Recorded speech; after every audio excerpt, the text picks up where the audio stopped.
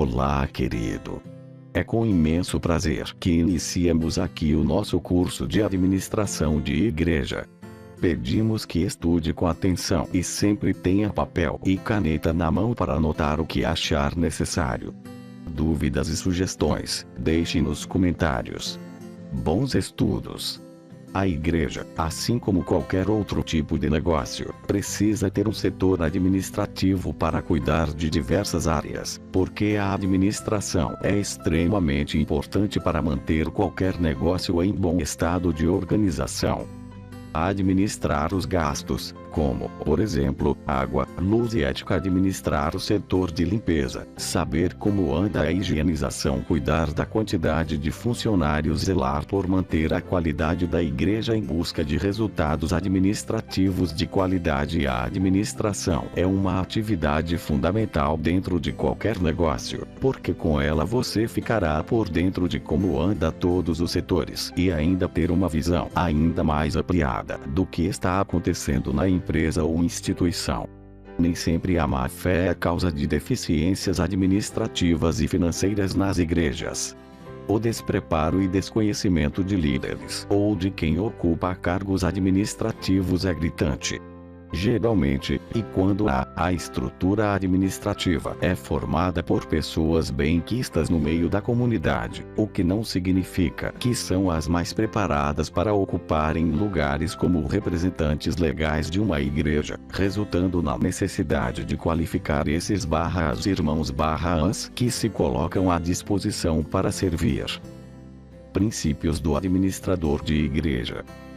O princípio da legalidade, segundo o qual o administrador não pode agir contra a lei ou além da lei, só podendo agir nos estritos limites da lei, vale dizer que o administrador não é o dono da igreja, mas ele submete-se a ditames legais previamente estabelecidos e bem delineados nas nossas normas internas de administração.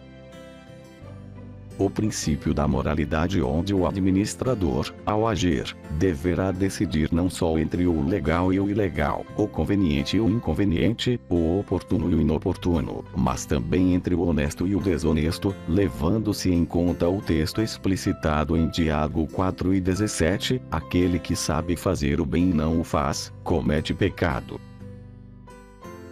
O princípio da impessoalidade, segundo o qual quem administra, deve fazê-lo visando o interesse comum, não sendo admitido o tratamento privilegiado aos amigos ou mesmo líderes e o tratamento diferenciado para aqueles que não lhes são gratos ou que não exercem nenhum tipo de liderança direta ou indireta.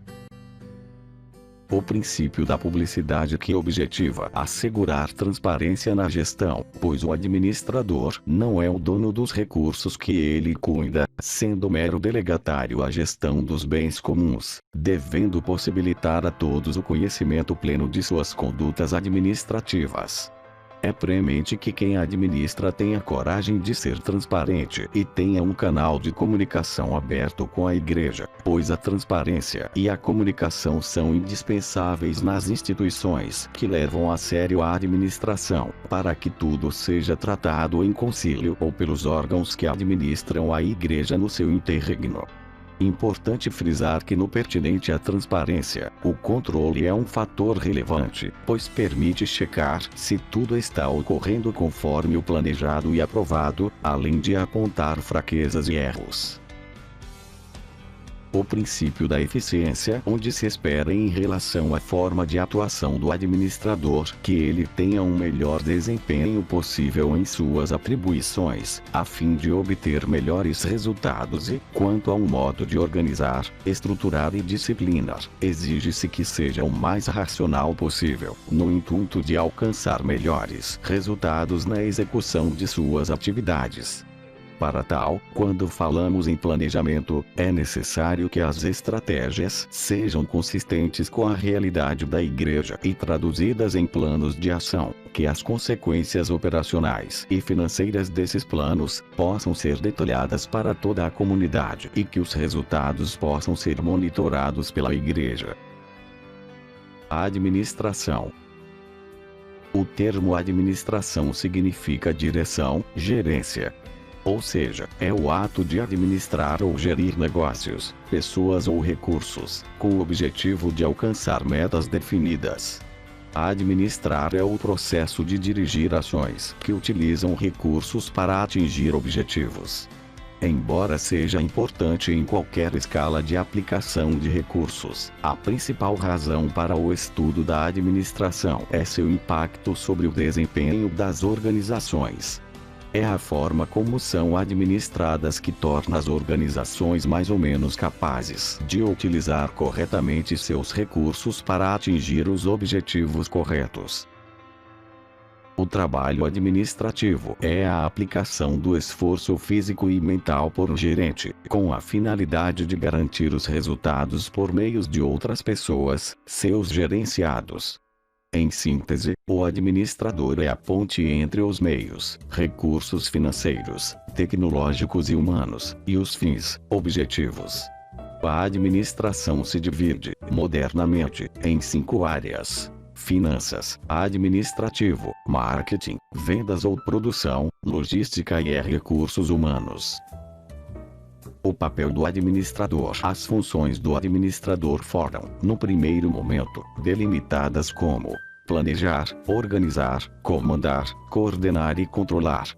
No entanto, por ser essa classificação bastante difundida, é comum encontrá-la em diversos livros e até mesmo em jornais de forma condensada em 4 categorias, são elas: planejar. Definir o futuro da empresa, principalmente suas metas, como serão alcançadas e quais são seus propósitos e seus objetivos, ou como método que as pessoas e as organizações usam para administrar suas relações com o futuro. É uma aplicação específica do processo decisório.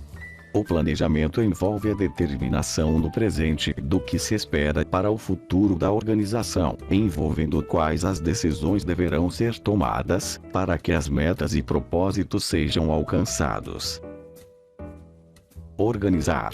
Pode-se constatar que, se fosse possível sequenciar, diríamos que depois de traçada, meta, organizacional, é necessário que as atividades sejam adequadas às pessoas e aos recursos da organização, ou seja, chega a hora de definir o que deve ser feito, por quem deve ser feito, como deve ser feito, a quem a pessoa deve reportar-se, o que é preciso para a realização da tarefa.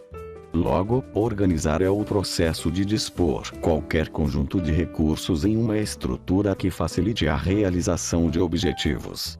O processo organizacional tem como resultado o ordenamento das partes de um todo, ou a divisão de um todo em partes ordenadas. Liderar envolve influenciar as pessoas para que trabalhem no objetivo comum. Meta, traçada, responsabilidades definidas, será preciso neste momento uma competência essencial, qual seja, a de influenciar pessoas de forma que os objetivos planejados sejam alcançados. A chave para tal está na utilização da sua afetividade, na sua interação com o meio ambiente que atua.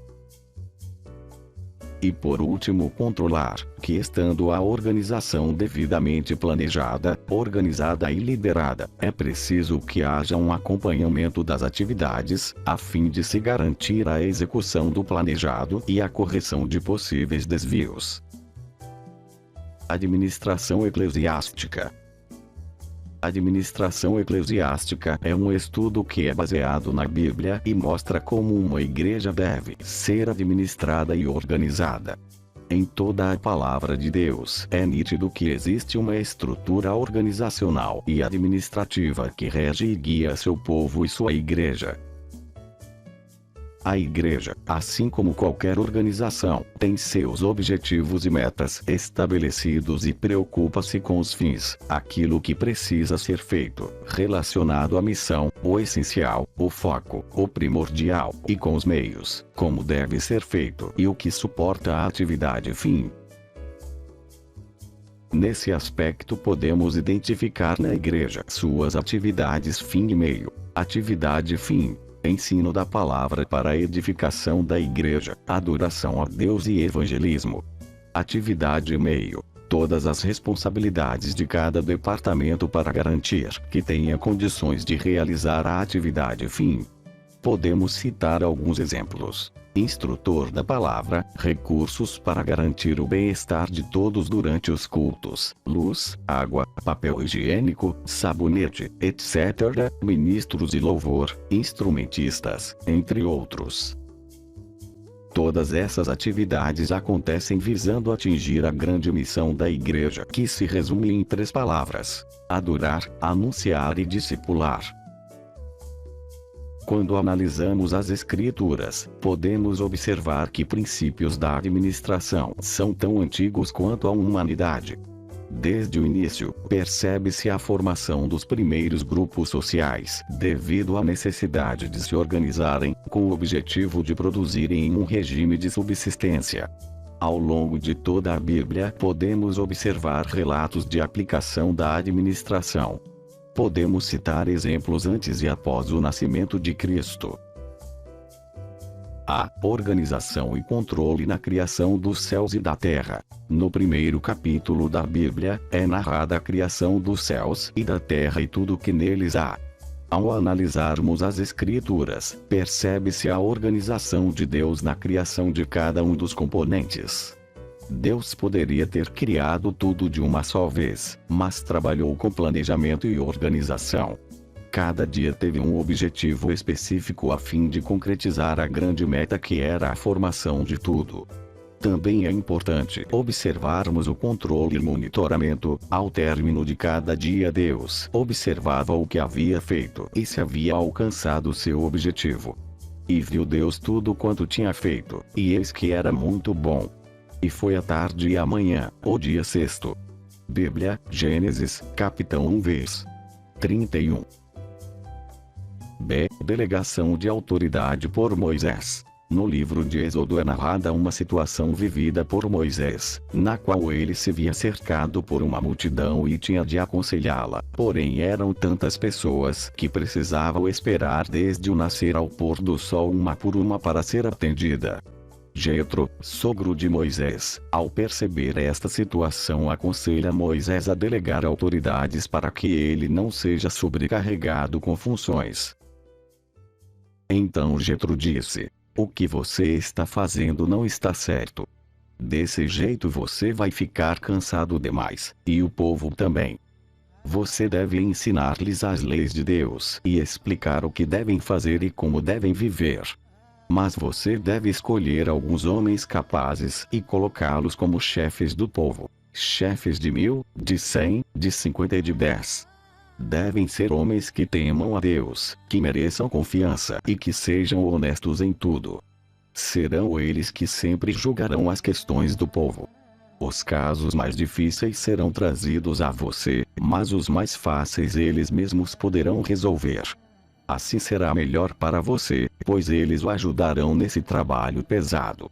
Se você fizer isso, e se for essa a ordem de Deus, você não ficará cansado, e todas essas pessoas poderão ir para casa com as suas questões resolvidas." Bíblia, Êxodo, capítulo 18, vers. 17, 23. Nesses versículos, é notória a delegação de autoridade com atribuição de cargos e descrição de funções. Percebe-se também a implementação de um trabalho que visa tanto eficiência como eficácia. C. Planejamento financeiro para edificar uma torre. No Evangelho de Lucas, o próprio Senhor Jesus em um de seus ensinamentos discorre sobre as consequências da falta de recursos financeiros no momento da edificação de uma torre. Pois qual de vós, querendo edificar uma torre, não se assenta primeiro a fazer as contas dos gastos, para ver se tem com que acabar? Para que não aconteça que, depois de haver posto os alicerces e não a podendo acabar, todos os que a virem comecem a escarnecer dele, dizendo: "Este homem começou a edificar e não pôde acabar." Bíblia, Lucas, capítulo 14, vers. 28, 30.